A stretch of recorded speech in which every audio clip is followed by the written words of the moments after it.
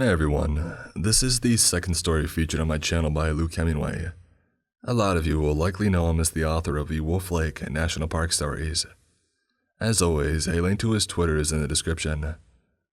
Now, sit back and enjoy the following full-length feature.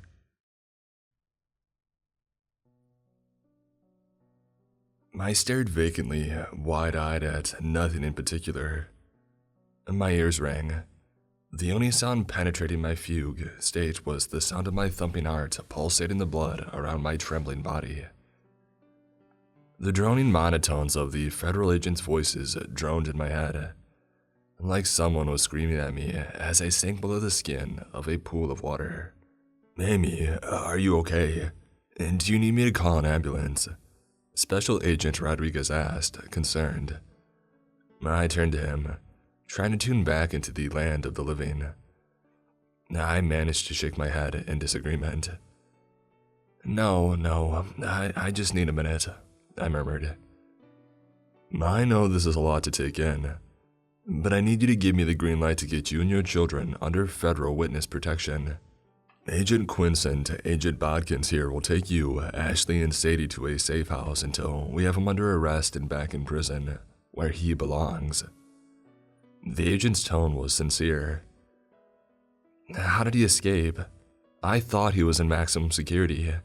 You told me that he was in Florence. You told me that he would never see the light of day again. You told me this nightmare was over." I began to lose it, going off on a tangent. Agent Rodriguez held his palms up to me, as if apologizing for his promise coming back to haunt him, but also to try to get me to calm down. The agent poised himself. "At around 2 a.m. this morning, your ex-husband, Robert Cassidy, killed 2 Florence prison guards, viciously assaulted a nurse, and stole their uniforms and key passes in the process. It seems that Cassidy has collected various items over a period of time, such as vinegar, baking soda, and a couple of man-made shivs. And he also did his homework. He learned the guard schedules, the prison protocols and procedures. He even waited until the fewest and less experienced guards were on duty that night. Everything was planned to the letter." Around 1 a.m., Cassidy faked a seizure using the vinegar and soda mixture. There was a young guard on duty, who once, seeing a prisoner spasming on the floor, foaming from the mouth, simply opened his cell and ran in to apply first aid. I don't know whether it was his greenness or poor training, or just the panic of the situation, but the kid didn't raise the medical alarm or call for assistance first, and Cassidy had anticipated this.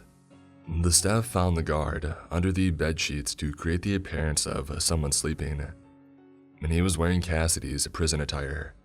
He was found with a shiv wound to his abdomen, and his neck was badly broken.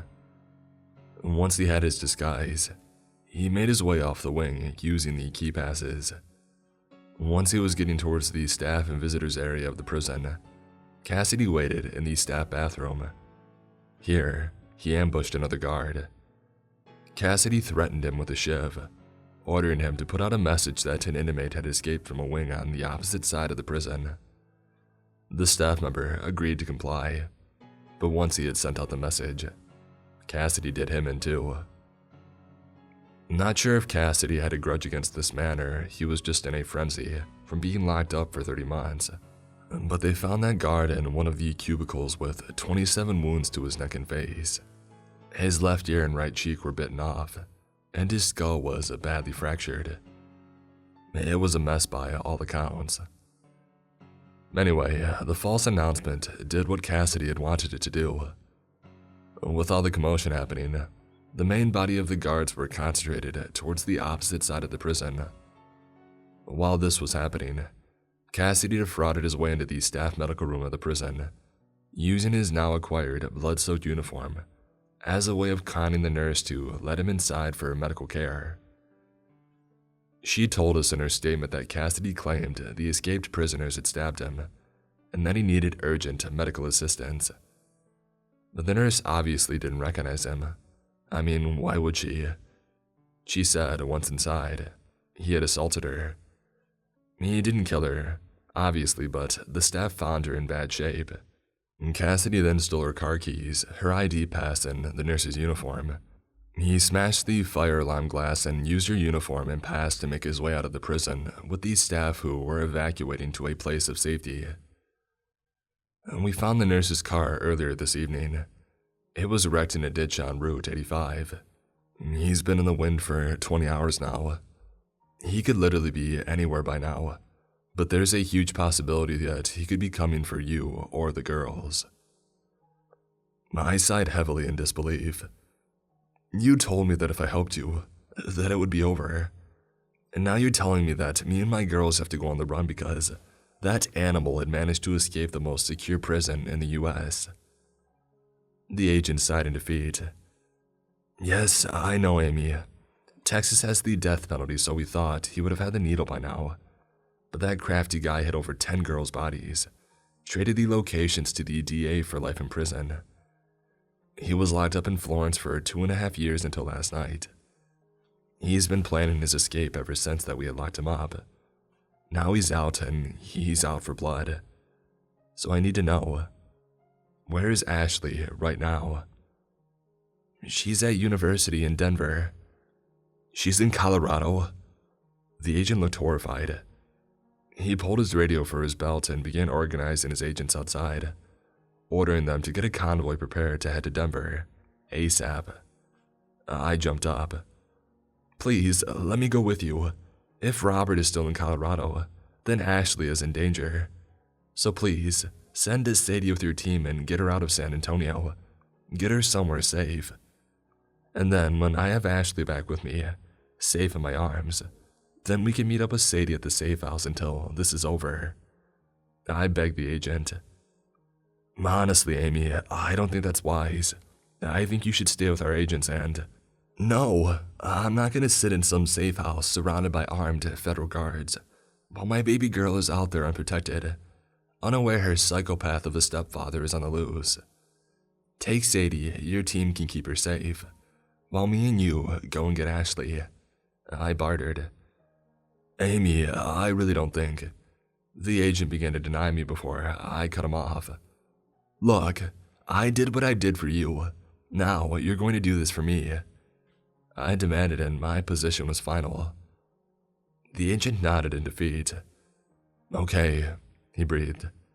Is there any chance that Cassidy could know where Ashley is? I thought hard, but eventually shook my head with confidence.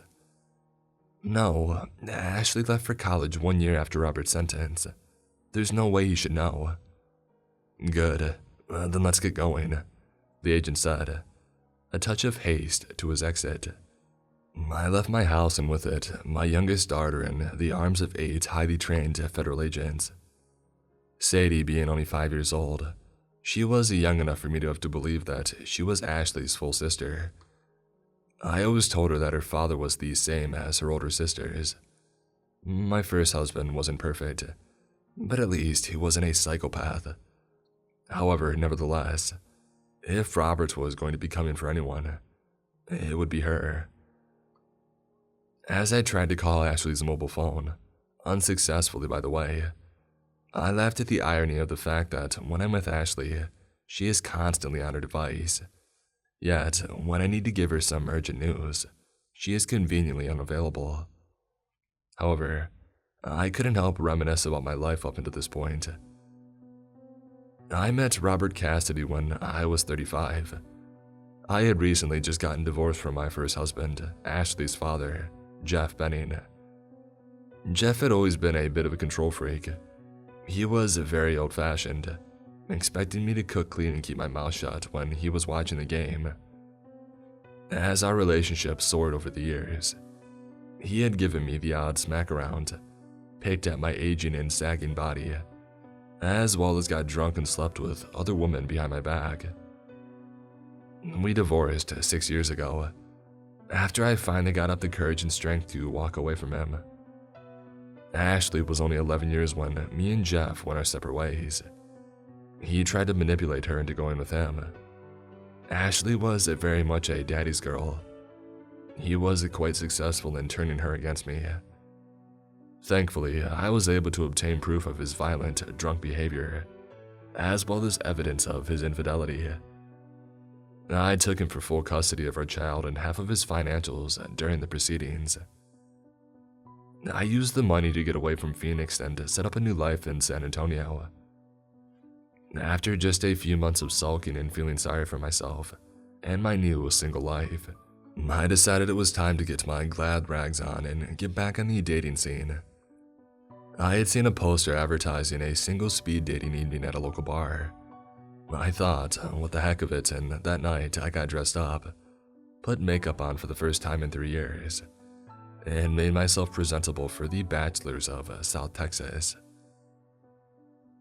I sat in that bar, nursing a lukewarm bottle of Coors Light, all the while listening to every 40-year-old virgin talk about their comic book collection.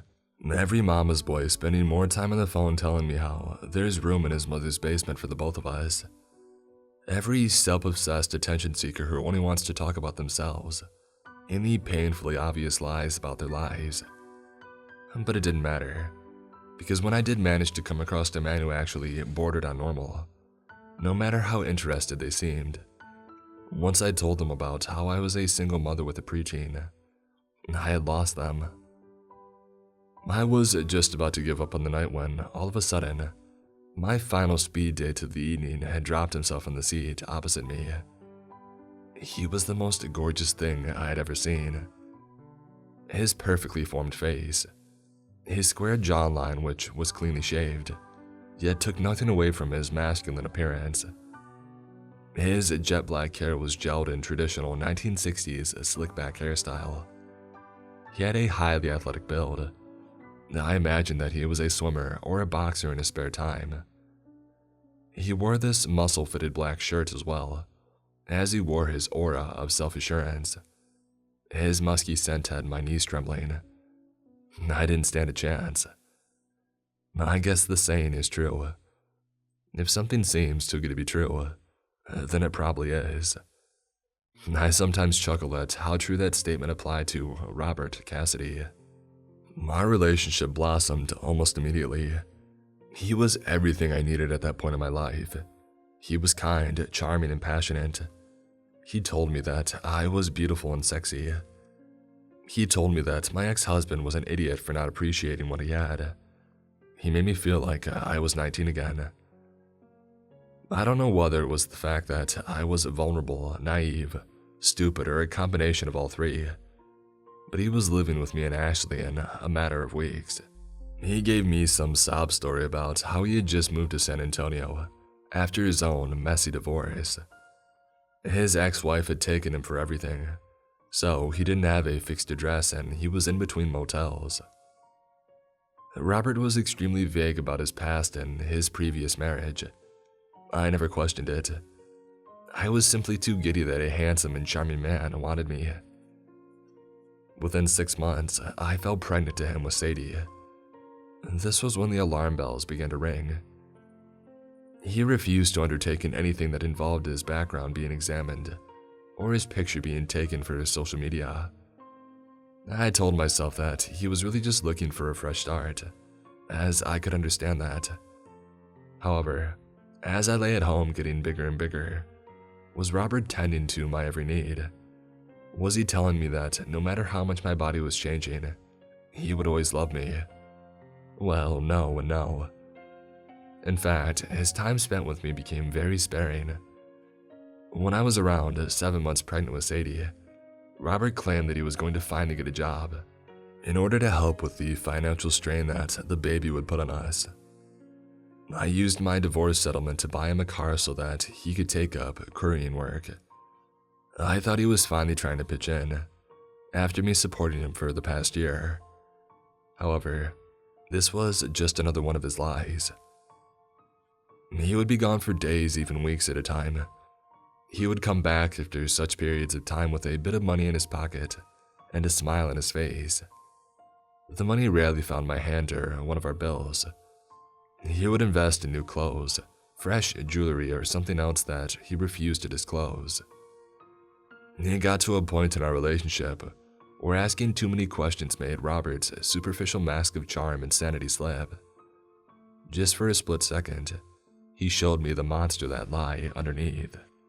When he didn't attend the birth of Sadie because he was too busy on another work trip in Kansas, I knew that this was going to be the pattern of our relationship from now on.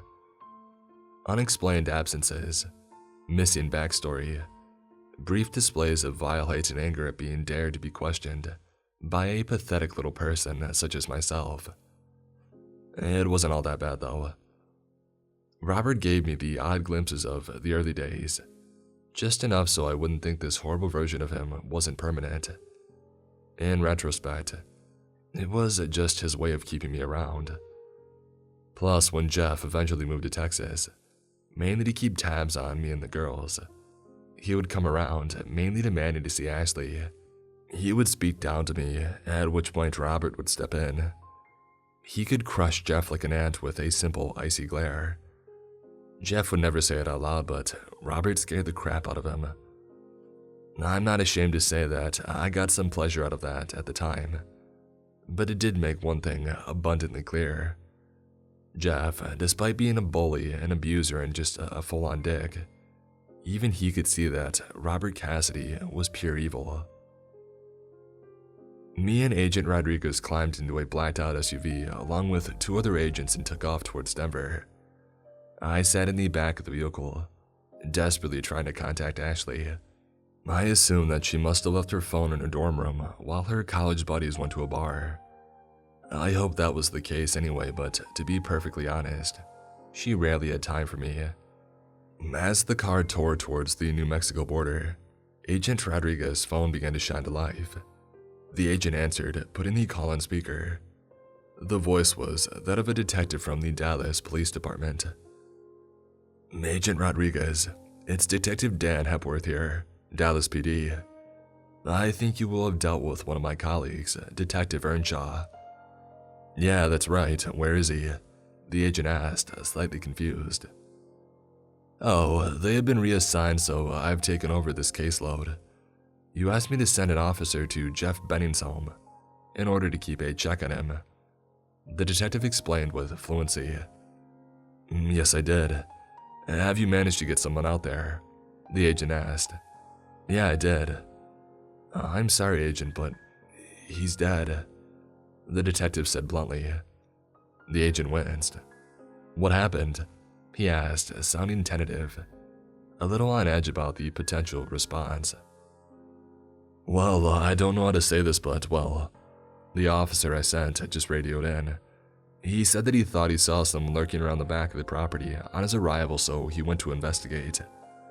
He found the back door ajar, and inside he found Mr. Benning dead. The detective sounded empty. I, meanwhile, crumbled. I hated Jeff for what he became, how he treated me, and the things that he did and what he said to me. But there was a time that I loved him. We were married, we had a child together. I brought Robert Cassidy into our lives. I was to blame. Agent, you should know. Benning showed signs of torture. There's a lot of damage here. Benning clearly didn't give him what he wanted straight away, but he obviously wanted information, and now he's got it. Fair play to the guy. Benning put up a good fight. His car's gone too. He's got what he wanted. Information and a vehicle. He's on the move. Crap. Special Agent Rodriguez punched the steering wheel in anger before exhaling his stress. Okay, thanks, detective. Keep me updated. I'm sorry to be the bearer of bad news, Agent. Please, are there any other people that need protecting from this animal? I would be happy to send an officer or 2 to help out. He told him where Ashley is, I chipped in, looking at Agent Rodriguez square in the eye via the rearview mirror. The agent's eyes widened oh so slightly, and he stopped the gas pedal hard as he barked orders down the phone. Yes, detective, I am currently en route to Denver to retrieve Ashley Bennings, and we believe that is where Robert Cassidy is heading. I will be redirecting a lot of my team from the safe house guarding Sadie Bennings in order to apprehend him. Me and Mrs. Edmonds would feel a lot better if you could send an officer or 2 to assist the 2 agents at the safe house. Absolutely. Send me the safe house location and I'll get someone right over. Detective Hepworth sounded like a man with all the enthusiasm you would want to hear from a police officer. He really wanted to help. "Send it in now, Detective. Oh, and Dan, send your best. Robert Cassidy is one of the most dangerous men on the planet. He's ruthless, vicious, but most of all, he's highly intelligent. He conned his way out of the most secure prison in the US, with some vinegar and a prison uniform." "I sure will, Agent. Good luck in Denver." The detective offered his best wishes before hanging up the phone. Agent Rodriguez redialed another number, as he began to notice that we were turning around. A voice answered. "This is Special Agent Rodriguez. Robert Cassidy has been sighted in Dallas, Texas. He has killed Ashley Benning's father, Jeff, tortured him before he killed him, most likely for Ashley's location. He's taken a car, so we believe he's heading for Denver. I need you to send 5 agents to meet me at San Antonio International Airport. I have a helicopter arranged. We won't risk flying. We can get there hours before him and we will be ready for him. You and Bod can stay with Sadie. I've got a few Dallas PD officers coming to assist you soon. Call me if anything comes up." Agent hung up the phone and sighed with relief. It obviously felt good to finally have a pin down on Robert's movements, and to have his response planned accordingly. I stared out of the window, wondering how on earth my life came to this. It seemed like only yesterday when I first began to realize just who Robert Cassidy was. Around 2 years into our relationship, not long after Sadie's first birthday actually, Robert continued to be absent for periods of time, usually claiming that he was on work trips. He would miss key events like anniversaries, birthdays, Thanksgivings, Christmas, you name it. At first, I thought he was cheating on me. I mean, why wouldn't he? Jeff did. And Robert was the most gorgeous man that I had ever met. When he had returned from one of his trips, I waited until he had left the house. I began going through his things, expecting to find some used condoms, hairs from another woman, shirts smelling of perfume, you get the point. I never found anything though. However, what I did find was puzzling. His clothes were clean, unscented, unmarked. It was like they were new. But eventually, that's when I realized it was because they were. On this particular occasion of me inspecting his suitcase, I noticed that Robert had forgotten to remove the price tag off one of his shirts. So I went digging. In his pockets, in his coats, and then in his car. There's where I finally found something. It was a receipt for a clothing store in Birmingham, Alabama. Robert had purchased around 5 shirts and 3 pairs of pants, the precise amount of clothes that he had left with. I gently confronted him about the receipt, telling him that I innocently found it while cleaning the car. He didn't rattle. He began to smoothly explain that he had simply had a bad nosebleed, and that it had ruined his clothing. I would have accepted that explanation, but one thing played on my mind, and so I countered and asked him why he needed to replace every shirt. And that's when the mask slipped for the very first time. Robert's surface of suave charm and charisma cracked before my very eyes. His brow lowered, his smile dropped, and his pupils dilated.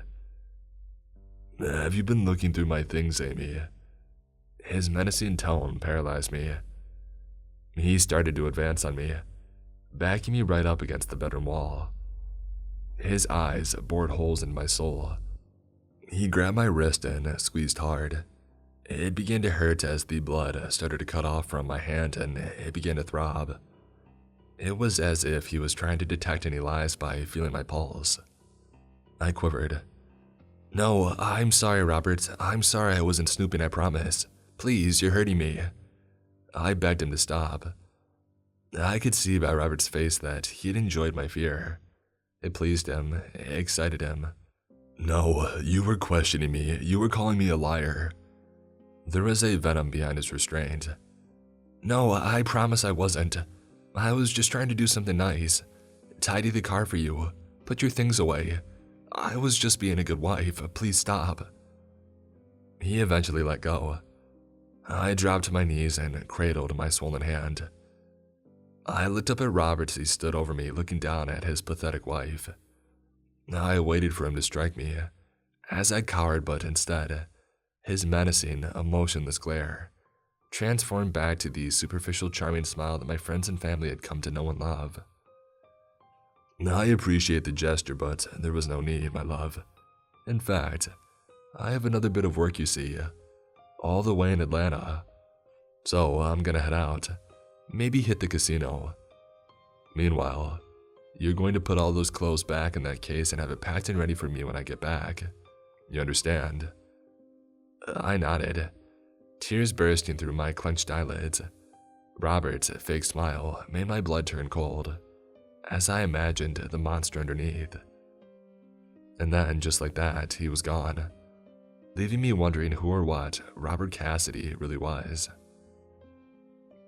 I began to search online for people who appeared to be friendly and charming on the surface, but underneath, they seemed not all there. The recurring word that kept coming up was psychopath. I thought psychopaths were crazy people who were locked up in mental hospitals and headbutted walls, but turns out that they are something far more sinister.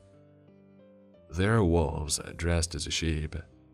I read an article written by Dr. Hare at the University of British Columbia, in which it talked about a test or a checklist that he had developed in order to identify if someone was a psychopath or had a psychopathic tendencies.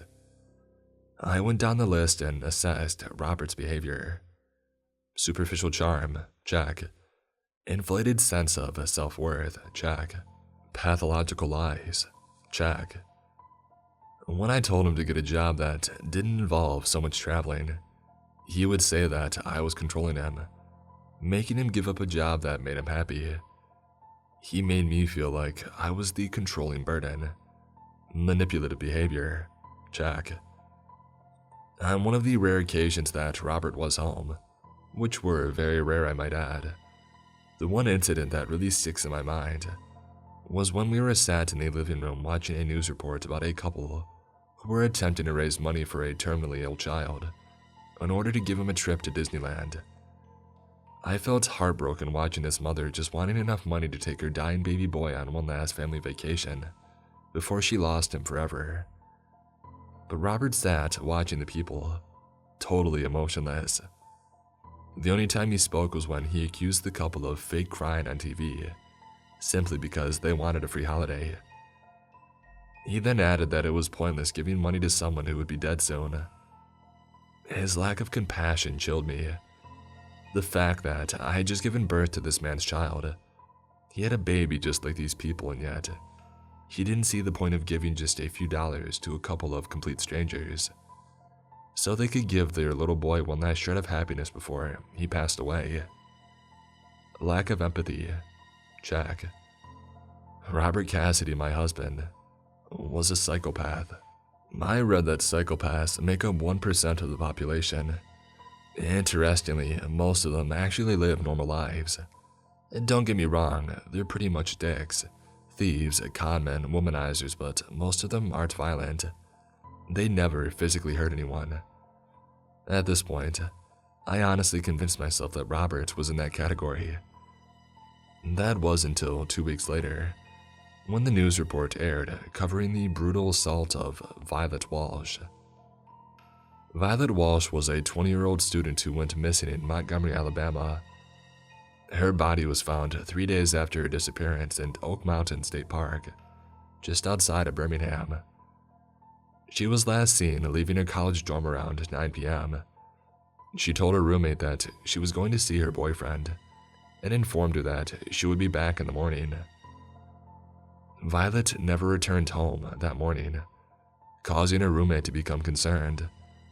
When questioned, the boyfriend claimed that she had never arrived that evening, and he just assumed that she had blown him off for the night. The news report informed the audience that they couldn't go into much detail regarding the specifics of this horrifying case, but they said that the killer had abducted Violet, taken her to a remote location in the park, and committed the heinous acts of violence over the course of a few hours. As the broadcast went on, my heart began to pound harder and harder as each piece of significant information was like a nail being hammered into my chest. They said the nature of this case matched the MO of around 20 other murders involving young women throughout a number of locations in the United States. The locations that they listed were all locations that Robert had worked since he got his job. The news reporter went on to inform the audience that the FBI were looking for a man in connection with the offenses, that they had dubbed him the Cross Lines Cannibal. This pseudonym was based on the fact that his crimes crossed state lines as well as the violent nature of the murders themselves. I sat there, convincing myself that this was purely circumstantial. This could have all been but just a string of haunting coincidences. But then they brought up the suspect sketch. My heart fell into my stomach as soon as I saw that drawing. It was Robert. His slicked back hair, his square jaw, his piercing green eyes, his perfectly molded nose. I pulled out the laptop and Google searched the drawing. The drawing was actually done by Kansas State PD, around 14 months before the Violet Walsh murder. The sketch had been drawn when another girl, Julie Deveron, was found dumped in an alley in Park City, Kansas. Her body in bad shape, and a similar fashion to the other victims. A man was seen leaving the vicinity shortly after the murder was thought to have taken place. A witness told KSPD that they had seen a man leaving the area with blood splattered around his mouth, neck, and chest. The witness asked him if he was okay or if he needed an ambulance. The man reportedly said, "Yeah, I'm fine. It's just a nosebleed," before making a hasty retreat from the area. When I read that line, I collapsed. I was astounded and horrified by the revelation that my husband, my actual husband, was the most wanted killer in North America. I continued to Google myself into a frenzy, learning the horrible details of all the brutal and unspeakable things that Robert had done over the course of the last decade. From the official FBI website, I learned that the Cross Line Cannibal was suspected to have been responsible for over 23 murders across 17 different states. They provided a phone number for anyone with information and offered a $100,000 reward for anyone who had information leading to his arrest. It took a few weeks to overcome the denial, but eventually, I picked up the phone. Rodriguez broke the silence. "I'm sorry about Jeff. Horrible way for a man to go." I wiped a tear that had broken from my iris. "It's okay. He wasn't very nice to me, but there was a time when he was. He was the father to one of my kids. I didn't like Jeff very much, but in a strange way, I think there's a small part of me that will always love him. And for him to go like that," I winced, unable to finish my thought pattern, nor my sentence. The agent noticed my self-pity. He saw me becoming frustrated with myself for letting Robert Cassidy into my head, allowing him to affect me in such a way. "I just don't know if I can do this again. I brought this man into our lives. I got my ex-husband killed. Now my daughters are at risk. I just can't face him again. I just can't." I began to cry. "Let me tell you something that I've never told anyone." The agent offered me a break from thinking about Jeff and what Robert did to him, and I took it. "Go on," I invited. "When we were looking for the Cross Line Cannibal, I just thought that he was another killer out there. Finds women, takes advantage of them, and kills them, all in their own special little way. All to get the world talking and make them feel special. Once you've seen one, you've kind of seen them all. But if we're going to be honest here, the day that we raided your house to arrest Cassidy and take him into custody, I knew the minute that I read him right, that he was something else entirely. When we took him to Florence and me and Quincy got him in the interrogation room, I didn't see a man who had done bad things, or a classroom textbook serial killer. No, I saw a very bad man who loved to do even worse things. He would talk about every sick and twisted thing he did to his victims, and he did it like he was talking about how he ties his shoelaces. I've had all types of criminals in that room, you name it, yet never in my life, never have I met one that I could say combined them all. For the first time in my life, the man across from me terrified me. I think that's because I wasn't even sure that he was a man. We had to interview that man for nearly 7 hours, while he teased the district attorney into dropping the death penalty, and in return, he would give us the locations of a number of burial sites. Here, we would find the bodies of 10 missing girls. Anyway, Amy, my point is that for every minute of every one of those 7 hours, I was scared. It didn't matter that he was chained to a desk and had 2 armed officers aiming pistols at him. He made me shiver. His coldness, his maniacal chuckle, the way that he licked his lip every time he spoke about tearing flesh from women's necks with his bare teeth. When the DA gave him life instead of death, I'm not ashamed to say that I whimpered, because I know, while ever that man is alive, he's a risk to everyone that he meets. The agent said, staring vacantly forward. I know, I added. But yet, when we told you that all we had was circumstantial evidence, that we needed a confession to catch him, we asked you if you would wear a wire. And do you remember what you told me? No, not really. You said, Agent, I brought this man into my children's lives. I am their mother and I would do anything to get him back out again. I would do anything I need to. You weren't scared, you weren't deterred. You were focused. So please, Amy, don't let him get in your head. You took him down once and you can do it again. You're the strongest and bravest woman that I know. Much braver than me. But together we can stop him. So let's go do it. The agent said, smiling at the end. I appreciated his kind words. I appreciated the pep talk. It was definitely needed. And Amy, the agent began to add. I looked up at him. He's killed 3 people and assaulted another that we know of. We catch him in this time. There will be no deals, no trades or excuses. He will be sentenced to death. We shared a tense stare, both willing each other to focus. If we got to Ashley before Robert, we could catch him and all this would finally be over. The plane landed at Denver International Airport at 9 p.m. As soon as I turned my mobile phone on, I attempted to contact Ashley, but her phone was still going to voicemail. I began to imagine the ways that I would kill her when I eventually saw her. Agent Rodriguez began calling around as our vehicle toured high speeds towards the university. He arranged for the Denver Police Department to send officers to the university and get Ashley into protective custody and search for any sign of Robert Cassidy. No one spoke as we were all mentally preparing for the showdown that was about to happen. Agent Rodriguez's ringtone suddenly broke the silence, making all the agents and myself gently startle in our seats. He answered the phone. Hey there, I got an Officer Dave Miles here, saying that he's been sent to assist us. Says he's been sent by a Detective Dan Hepworth. Says that you should know all about it. Agent Quince questioned. Yeah, that's fine. Is he on his own? Rodriguez asked. There was some indistinct conversation that was inaudible to us, before Quince replied.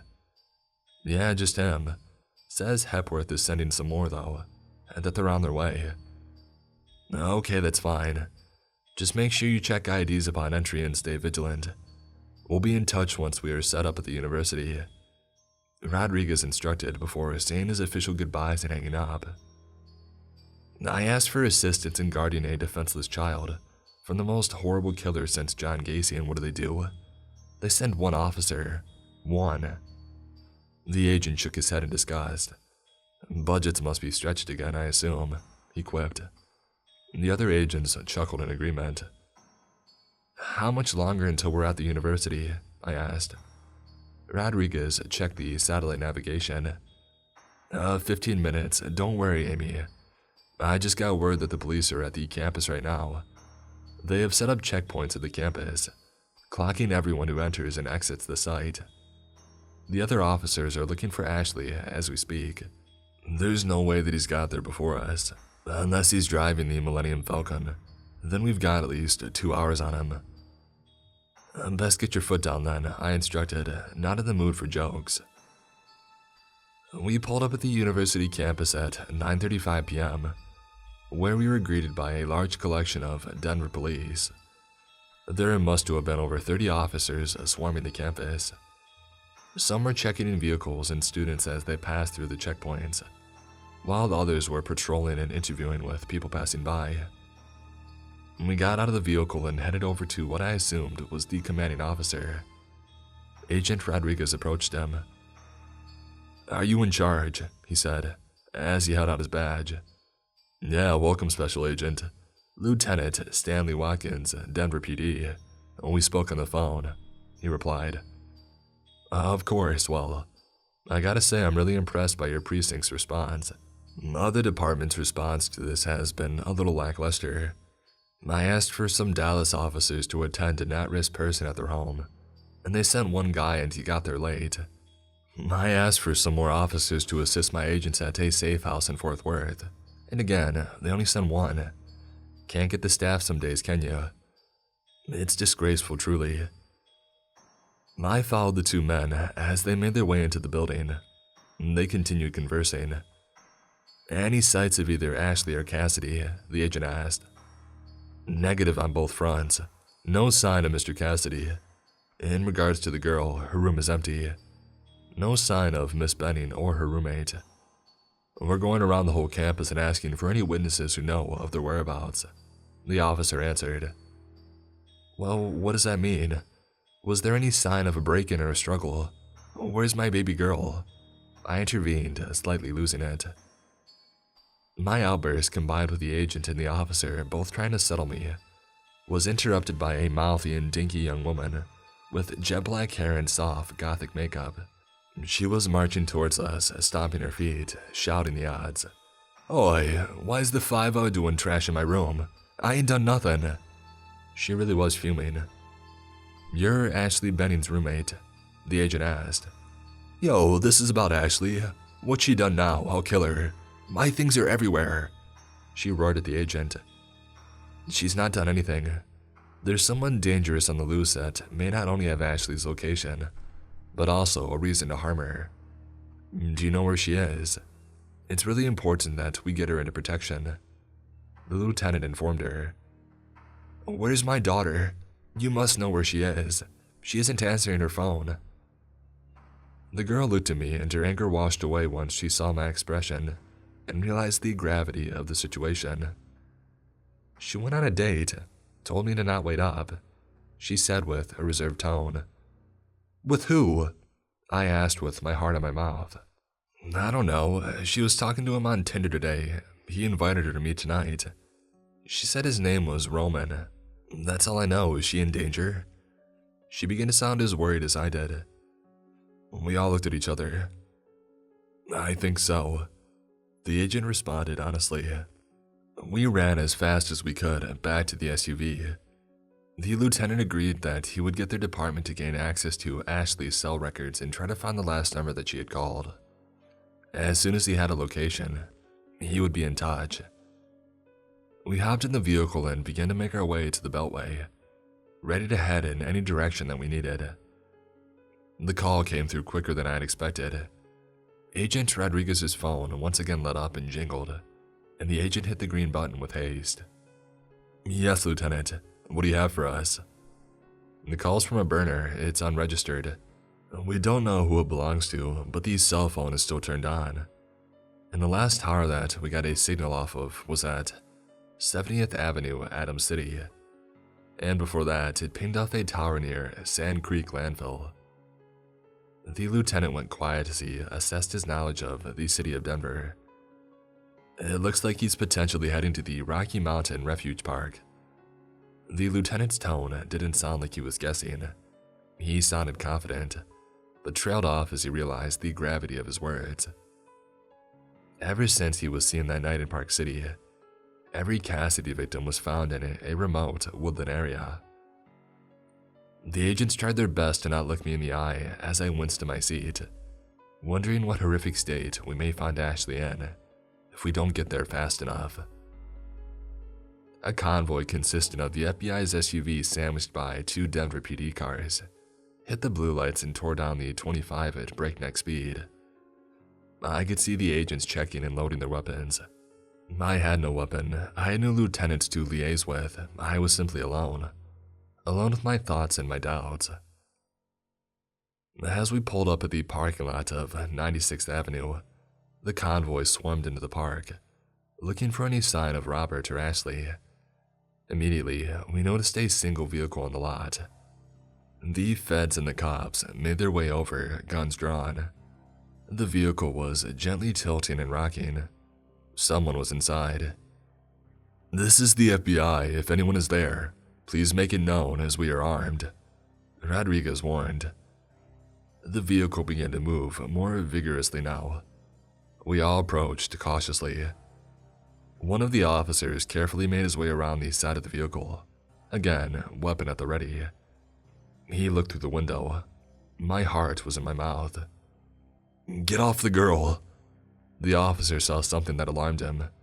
He pointed the weapon into the back seat.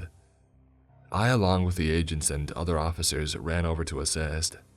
I could see there is a figure in the back seat mounting someone, and I could hear a deep male voice powering over a muffled whine of a female.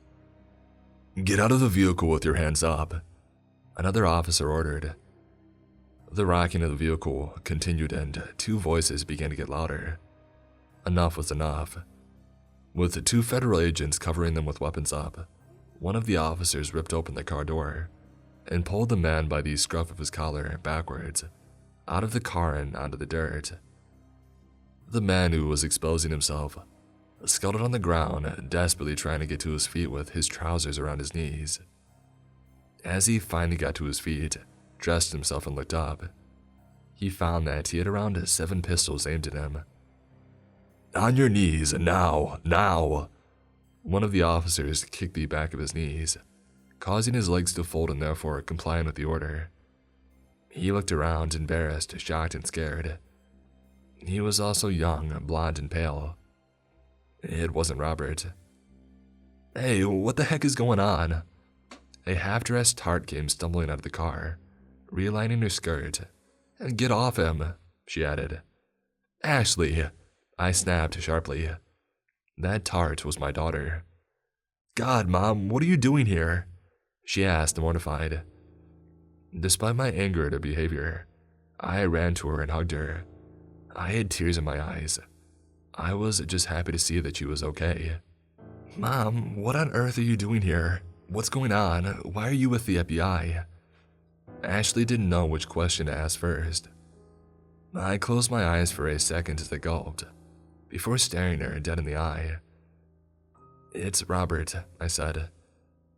Her eyes widened as she turned her head slightly, as if bracing for what I was about to say next. "He's escaped." As soon as the last syllable left my lips, Ashley broke.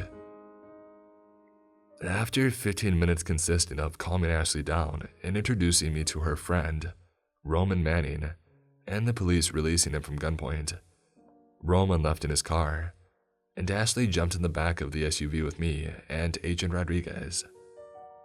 "Your sister is in a safe house in Fort Worth, and that's where we're going now, and we're going to stay there until they catch him," I informed her. "That's right, I'm going to escort you and your mother back to Texas, and my team is going to stay here and wait for Cassidy to expose himself.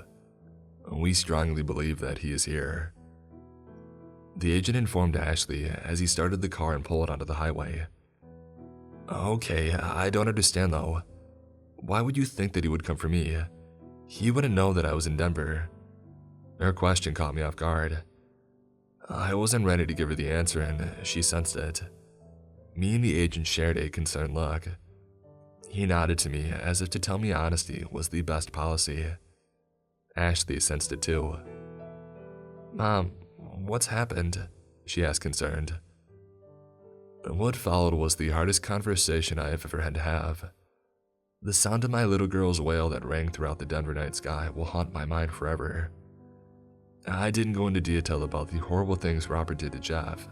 But for all his faults, Ashley knew her father wouldn't have given up her location easy. Her imagination was her own worst enemy. When we arrived at the airport and boarded the plane back to Texas, it took the entire 2-hour flight for Ashley to stop crying and fall asleep. I cradled her in my arms the whole flight. It felt like a double-edged blade. As much as I could tell that she was in pain over the fate of her father, it was nice to finally feel like I had my baby girl back. The plane landed and Agent Rodriguez escorted us off the plane into the Fort Worth Airport parking lot, where another SUV with 2 agents inside was waiting. As we unlocked the vehicle and began to climb in, Rodriguez switched his cell phone on. Now he was off the plane. He looked at his notifications and began to look a little confused. "Everything okay?" I asked. Yeah, I think so. Sorry, just 1 minute." The agent sounded flustered and he held a finger up, signaling for me to give him a minute to collect his thoughts. He began to dial the number. Come on, what the heck?" The agent said as his phone call wasn't answered. He sighed in frustration. "What's going on, Agent?" I asked intently. "Quince and Bodkins, they aren't answering. Protocol states that they should call and check in every hour to let me know everything is okay. If the phone is off, they should text. I don't understand." He started to sound really concerned. "What about the officer or the detective that you spoke with? Hepworth, was it?" I asked, unsure of the name. "Hepworth. I mean, I've got 5 missed calls from my Dallas number. Maybe that's the number of the officer he sent to the safe house," the agent said, as he pressed redial on the missed call. At this point, we were now in the vehicle. The Bluetooth caused the phone to come through the speakers. The phone rang a few times before it was finally answered. "Captain Reginald Porter, Dallas PD. Hi, apologies for my delayed response. I've been on a flight. My name is Special Agent Rodriguez from the FBI, and I thank you." "Yes, of course, my agent. I've been trying to get in touch with you all night. We believe you were in touch with one of our detectives earlier tonight, regarding protection for a Jeff Benning," the captain asked. "Oh, yeah, I was. I was just trying to get in touch with Dan Hepworth, actually. I was wondering if you knew." No. Detective Richard Earnshaw," the captain interrupted. "Oh, yeah, he was one of the first guys that I had contacted. Apparently he was reassigned and Dan Hepworth took over. Why, what's happened?" Rodriguez waited curiously as there was a silence. "He's dead. We found him a few hours ago in Jeff Benning's garage, along with another officer who he attended the property with, Officer Mills." Agent Rodriguez was stunned, as was I. We were speechless, so the captain continued. "We found them both stuffed in the trunk of Jeff Benning's car. They had been ambushed because neither of them got a round off and both of their necks were broken. Sorry to change the subject suddenly, but you mentioned a Dan Hepworth. What is going on, Captain? Who is Dan Hepworth? How does he have a dead man's phone?" Agent Rodriguez demanded to know. "Well, I don't know how to tell you this, but we don't have any detectives here by that name." It was back, that ringing tone. It's hard to describe it, really. Imagine you just stood next to a grenade that's just detonated. Your ears ringing, your mind blank. Shell-shocked is probably the word people use. The implications of what we had just learned had everyone's mind scrambled. We had driven fast all evening, don't get me wrong, but nothing compared to how we were rapidly weaving in and out of traffic right now, desperately trying to get to the safe house. It was pointless, though. Agent Rodriguez got the call from Quince when we had landed in Denver, meaning Robert had arrived at the safe house at around 9:40 p.m. The clever guy sent us on a wild goose chase to Denver, while he went after his real target, right here in Texas. Our best hope of Sadie being alive was that Robert wandered that way. I was trying to tell myself that he wouldn't kill her, just to hurt me, but I knew that wasn't true. We pulled up to the safe house at 3:15 a.m. The collection of blue lights, yellow tape, and men in white oversuits were not a good sign. I stared in horror out of the tinted window and up the property's garden path, watching as a pair of stretchers carrying black body bags were being wheeled out of the front door of the small townhouse. I, along with Ashley, burst from the car. We ran to the nearest stretcher and screamed at the paramedic to get out of the way. The medical officials protested at our tugging at the zips, frantically trying to open the bag. However, once Rodriguez gave them a signal to stand down, they complied and he joined in our checking the ID of the bodies. As the agent pulled the zip down, I was praying as I was not about to be greeted by Sadie's face. Thankfully, I wasn't. But what looked up at me had me taken aback. A man. His face was badly disfigured. His nose and top lip looked like they had been violently bitten off. Both eyes were swallowed up. I didn't dare look at what other injuries Robert had inflicted on this poor man. Agent Rodriguez grabbed his head with both hands and began to shake it in grief. "God, Bodkins, no!" He was furious, but his anger soon turned to horror and anticipation as he looked at the other stretcher. The size was similar to the one containing the body of Agent Bodkins. I think at this point I knew Sadie wasn't in there, as did Agent Rodriguez. Me and Ashley stood in sympathy as Rodriguez marched over to the other body bag. Whoa, sir, I really don't think you want to see." The paramedic tried to warn the agent, but he had already ushered him out of the way as he opened the bag. Rodriguez looked down at Agent Quince's face and fell to his knees. His pain-filled wails as he looked down at the brutality that had been bestowed on his best friend and colleague of 15 years filled the midnight air. His reaction gave me deja vu of earlier this evening, when Ashley had learned of her father. As Agent Rodriguez mourned the death of his two fallen comrades, I made my way into the safe house. A police officer on the doorstep attempted to stop my entry. "Excuse me, ma'am, but this is a crime scene and you can't." I didn't let him finish his sentence before I pushed him aside and informed him it was my daughter that they were supposed to be protecting. I also said if there was anyone who could find a clue to her whereabouts, it would be me.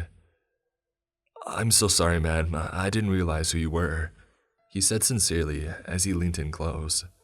He began to whisper. "The two cops that he killed were good guys. Both had families and kids." He kissed his teeth in anger, and he continued, "I'll escort you inside so you don't disturb any potential evidence. But if you can help in any way, help us catch that guy, then you're welcome to come inside. This way, ma'am." He ushered me into the building. "Put this on and don't touch anything and sign this," he said as he handed me a forensic oversuit and a clipboard. I complied and entered the house. The hallway didn't seem too disturbed. I noticed the garage door was ajar, but other than that, nothing to note. However, once we had made our way down the hall, a smell filled my nostrils, a mixture of metallic odor and burning flesh. I prepared myself as I went through the living room door. I winced. Unspeakable things had happened in this room. The furniture was all pushed back against the walls to make a large space in the center of the room. 2 desk chairs were in the middle of the room, roughly 2 meters apart. There was torn pieces of duct tape still stuck in the armrests of each chair, as well as the chair legs. A high concentration of blood splatter was on the floor and wall by the first chair, with 7 fingers and around 5 or 6 teeth lay strewed across the space surrounding the chair. A claw hammer, some pliers, and a pair of bolt cutters also lay nearby, again, all covered in blood. The other chair had areas where the plastic was melted and the fabric was badly singed. A blowtorch lay close by. I held my mouth as I tried not to gip, but also trying to stop the flow of horrible nasal indicators of what had occurred here. I walked out of the room and made my way upstairs, following the landing around to the end of the bedroom. The door was ajar, and I opened it fully. The room was pristine. No signs of violence or struggle in here, thankfully. The bed she was sleeping in. The sheets had been carefully pulled back and Sadie had been carefully lifted out of it. Robert's antics downstairs were clearly carried out while Sadie was sleeping. She was a deep sleeper, fair enough, but surely Robert must have gagged these men. There was no way they didn't scream. I picked up the pillow, pressed it against my face, and inhaled the deep smell of my beautiful baby girl. I began to sob as I wondered how on earth I could have failed my children so badly. But then I felt it. Inside the pillowcase was a faint, crinkly outline of a sheet of paper. I dug my hand into the pillowcase and fished it out. I tried to hold it still, but my hands were shaking. Finally, I composed myself and flicked the paper outward so its message became clearer. Dear Amy, Sadie is safe for now, you have my word. I've had more than enough fun since I left Florence, as I'm sure you're aware of. But believe me, I have one more in me. You or Sadie. The decision is yours. Come to the old office space on Worth Heights. I'll give you till 5 a.m. If you don't show or I see a Fed, I will tear her to pieces. You know I will. Yours sincerely, Robert. My heart began to pound, half out of panic and half from anger. I screwed up the paper and threw it in the small bin in the corner of the bedroom. I made my way outside. The police officer on the door signed me out and requested me to hand him my suit. He asked if I had found anything, and I said that I lied to him, saying that I hadn't. Mom, is Sadie okay? Is she in there? Ashley asked in a panic. I grabbed his shoulders and shook my head. No, baby, she isn't. He's taken her, I informed her. Her face began to deform in horror, to which I calmed her down by saying, That's a good thing, honey. Everyone else left behind is not in a good way. He clearly wants her alive. Agent Rodriguez came running across the garden. We know where she is, he said as he waved me over to his car. I gasped inside. Where? I asked tentatively. He's at the airport. He took Quince's car. What he doesn't know is the car is a tracker. I've alerted the airport to be on the lookout for him and Sadie. He's trapped. Dallas PD and Fort Worth PD are already swarming the building. Let's go get him. He opened the rear door for me to jump in. I thought on my feet. I'm not coming, I said bluntly. And neither is Ashley, I added. Both Rodriguez and Ashley looked at me as if I had just peeled my face off. What? They both exclaimed. If I'm there when you arrest him and he knows the game is up, he could kill Sadie just to get one last dagger in. Please, go get my baby and I'll stay here with Ashley, I said, trying to sound convincing. Ashley wasn't happy. Rodriguez, on the other hand, I could tell that he got my point. He promised me that he would call once they had Cassidy in cuffs and Sadie was safe. He made his way over to the car and began to climb in, when all of a sudden Ashley followed suit. You can sit here all you want, but I'm going to get my sister, she said, that stroppy teen charm shining through. I did my best to sound against the idea, but this was ideal. I protested, but I knew Ashley wouldn't back down and she didn't disappoint. Agent Rodriguez promised to keep her safe, and I believed him.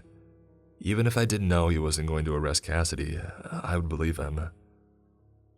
As soon as they left, I checked my watch.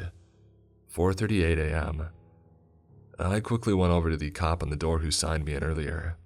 I started to shiver the best I could. Sorry to bother you, but I don't know if it's the shock or the cold, but I'm really shaking. Do you mind if I sit in your car? I asked, giving my eyelashes a flutter for good measure. He smiled and dug his hand in his pocket, pulling out a set of keys. Turn the ignition to the first point. That'll activate the heating, he said with a friendly nod. I thanked him and made my way over to his cruiser. I let myself into the driver's seat, making sure that he wasn't looking as I did so. Before anyone knew anything, I turned the key and went. I pulled into the lot that surrounded the mid-constructed tower block. I had read about this on the news. This 5-story building had been commissioned a year ago for around 25 student flats to be built for students of the Fort Worth University. It was in the middle of its construction, so it was around 60 foot of wood flooring, scaffolding, and plastic sheeting. I exited the car and had a look around.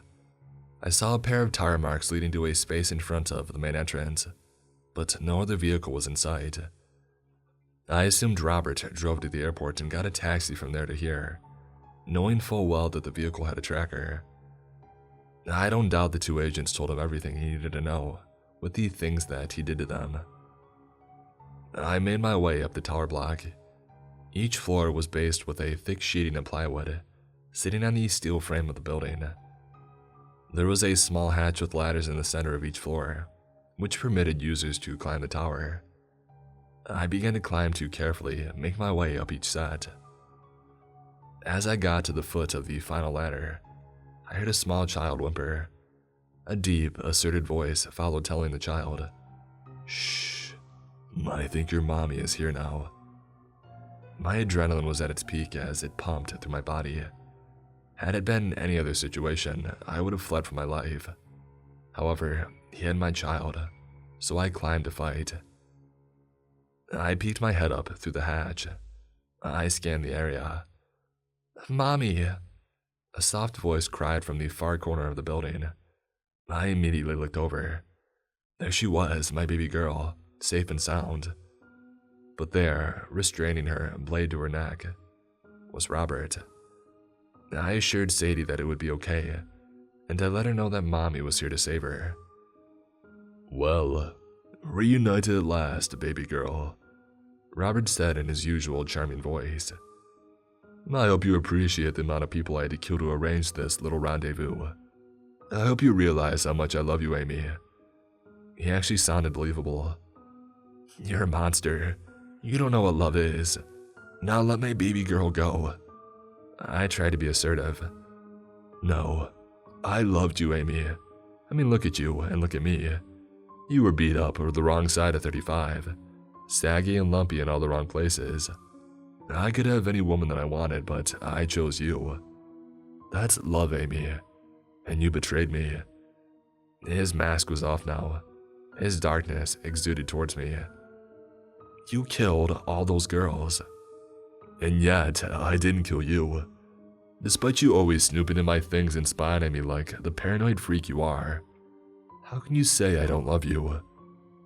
"You're sick," I said bluntly, causing Robert to chuckle. "I'm not sick. Sick people don't escape from the most secure facility in the US. Sick people don't manipulate the FBI into going on some wild goose chase all night. You're a sicko. What you did to Jeff, to those officers, to the agents." I began to reel off the list of bodies that had piled up in the last 24 hours. Those officers. They beat me in my custody cell when I was first arrested. Those agents. You should have seen how they belittled me in my interviews. And Jeff. Do not hold a candle to that coward. He's not worth your grief," he said, grinning at me, as I slapped a piece of tape over Sadie's mouth. "What do you mean?" I asked, carefully eyeing the sledgehammer resting against the wall by Robert. I tried to carefully make my way over to it. "Well, you see, I needed to hurt him so badly that you guys would assume he told me where Ashley was. That guy gave her a location up after the first cut. He barely put up a fight. Even I didn't expect that. I needed him to look bad, so I carried out anyway. As I began doing these horrible things, he begged me to stop and let me call her. He said he would invite her over, pay for her flight and everything. That sack of crap was willing to hand his daughter over for me, simply to save his own skin. I did you and Ashley a favor, believe me." His vacant look as he discussed the torture of Jeff chilled me to the core. He continued, "I mean, don't get me wrong. I should have just killed those two feds the same way that I killed the two police. Quick and simple, snuffed out with a firm snap of the neck. Attack my body if you will, I can forgive that. But don't attack my legacy. That is a very different story. During my interviews, those agents called me stupid for underestimating you. They called me textbook and ordinary for being like every other serial killer. They called me simple for being caught. Those words have rung in my head for 2.5 years. Who's stupid now? They welcomed me in, boiled the kettle, asked me if I wanted cream and sugar. The look on that Quince's face when he came in to find his friend with half his face missing. Priceless. Although it was nothing compared to the look on his face when I lit the blowtorch. His face honestly resembled that of someone reminiscing on happy times. Meanwhile, I stood there feeling nauseous, partially from the adrenaline spike, partially from the vile details provided by Robert. I had moved to within 3 meters of the sledgehammer, disguising it as me approaching Sadie. He hadn't noticed, I don't think. So then, Robert, all this violence and scheming, what's the endgame? Why are we here? I asked, now just 2 meters away from the hammer. I'm not built for prison, Amy. I don't do well in captivity. Having kids who were bullied in school now taking their insecurities out on people in chains. Knuckle-drapping yobs with a baton and a stun gun telling you when to wake, when to sleep, when to eat and when to crap. No. If I don't get to be free and hunt, then I'm no long for this world. So, I want to go out with a bang. I want to live in people's memory. I guarantee every police officer in Texas will remember my name. I guarantee Agent Rodriguez will think of me every year when it's his best friend's birthday. And I guarantee either you or Sadie will think of the other after tonight, depending on how you want to play this, he said, pulling a blade out of his belt. I was 1 meter from the sledgehammer. This was my chance. I dived for the hammer. I was inches away when a hard, stiff blow struck my face. I hit the floor hard, ears ringing, eyes shaking. A stream of blood poured down my face and ears. Robert was standing over me, brick in hand. My God, he was quick. I tried to crawl to the hammer. It was my only chance. Robert stamped down hard on my hand, causing me to scream in pain. My hand was on fire. I was sure that it was broken in every possible place. I cradled it and looked up at Robert in pain as he smiled at me. I've made my choice. Me. Kill me. Leave Sadie alone. I begged in agony, pleading to any shred of decency that Robert had. So be it. He grabbed his blade and advanced on me. Get off my mom, Sadie screamed. She had freed herself on a piece of glass and was charging towards Robert. I don't know whether to call her clever or stupid, but Robert stood up and grabbed her by the throat and forced her back on the ground. Sadie winced in pain and began to sob. You're a bad man. You killed my daddy, she said through her tears. Robert smiled with pleasure. Wow, Amy, you must really hate me. Telling her that that sniffling coward of a man is her father, and not the truth, he said, loving every second of it. No, you're right, Sadie. I didn't kill your father, he said, about to reveal who he really was. I took this chance to crawl to the hammer. I turned over and dragged myself towards it. I didn't kill your father because... Robert continued as I looked up for the hammer. It was gone. I was confused. Oh no, he was going to use it on Sadie. I flipped over and looked up. No, he didn't kill your father. I did, Ashley screamed as she swung the sledgehammer hard into Robert's jaw. The impact forced him, stumbling back towards the edge of the structure. As soon as his heels went over, myself, Sadie, Ashley, and Agent Rodriguez watched him spiral 180 degrees over the ledge, face first. A few seconds later, we heard a sheet of glass shatter, tin split, and a loud thud. Mom, are you okay? Ashley and Sadie ran over and cradled me. Agent Rodriguez pulled out his radio. He informed Control that he had the positive location of Robert Cassidy and Sadie Benning. He requested backup, a paramedic, and a coroner. He then came over to me to render first aid. How did you know I was here? I said, head throbbing. Agent Rodriguez smiled. You honestly didn't think Officer Wise would report his car being stolen by a madwoman, did you? And the FBI vehicles aren't the only ones with trackers in them, he informed. Me and Ashley came to check on you. Saw the car, came up the tower, and heard you two going at it. Believe me, it wasn't my idea for Triple H over here to go running in, but I'm happy she did, he added, looking at Ashley with a wink. Around 20 minutes later, the cavalry turned up. Agents came up the structure along with the medical professionals. The medics began treating my head injury as the agents asked where Robert was. He went over the edge. Amy was defending herself. He was trying to force his weapon on her and she kicked him off with her legs and he fell. No doubt about it, self-defense. Rodriguez explained, clearly wanting to keep Ashley away from anything that could potentially come back on her. He continued, Cassidy fell 3 floors. Looks like he went through that glass structure on the 2nd floor. His body crashed through the roof of the workers' porter cabin. Took a nasty fall. Should find his body there, he informed, ordering the agents to go to retrieve the body. As me and my girls were escorted out of the structure, they brought out Robert's body in one of those familiar black body bags on a stretcher. Rodriguez asked the agent, So, he's dead then? And to which he chuckled, Oh yeah, nasty fall. Barely had a face left after all that. Neck was broken, as was his jaw. Ashley and I shared a look. She almost looked pleased. I mean, fair play to her. She did catch him a beauty. After a few weeks, me and my girls were back in San Antonio, trying to get on with our lives. I sat Sadie down and told her the truth about who her father was. She took it well. She's a strong girl. I decided to not tell Ashley what Robert had told me about Jeff. I told her that Robert was impressed with how much he had hurt him in order to get him to disclose their location. I would rather have a good lasting impression of her father. I would rather not give Robert his dying wish of tormenting people's memories. One morning, I went to collect the mail. As usual, there was a mountain of bills. Agent Rodriguez, however, had promised the reward for his arrest would be processed to us, given our assistance in the case, this time and the previous. One letter stood out, however. It was a unique envelope. The address was handwritten and the stamp was Canadian. I tossed the letter on the counter, deciding to read it later with a glass of wine. The phone, stuffed in my pocket, began to vibrate, causing me to drop whatever I was doing. I pulled it out of my tight jeans after some difficulty. It was Agent Rodriguez. I answered quickly before the call rung off.